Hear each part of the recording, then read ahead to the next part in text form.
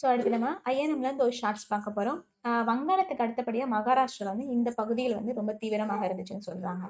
So பிரம்ம சமாஜுக்கு ஈக்குவலா பிரார்த்தன சமாஜம் அப்படிங்கிறது எங்க ஸ்டார்ட் பண்ணாங்க அப்படின்னா பம்பாயில ஸ்டார்ட் பண்ணாங்க. எந்த இயர்னு பார்த்தீங்கன்னா 1867ல ஸ்டார்ட் பண்ணியிருக்காங்க.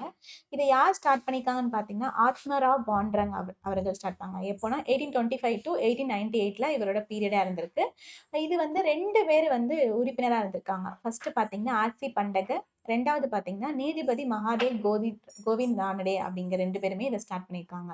இவங்க 2 பேரும் பார்த்தீங்க அப்படின்னா ஜாதி மறுப்பு, சமபந்தி, ஜாதி மறுப்பு திருமணம், விதவை மறுமணம், பெண்கள் ஒடுக்கப்பட்ட மக்கள் முன்னேற்றத்துக்காக நிறைய பாடுபட்டிருக்காங்க அப்படின்னு சொல்லியிருக்காங்க.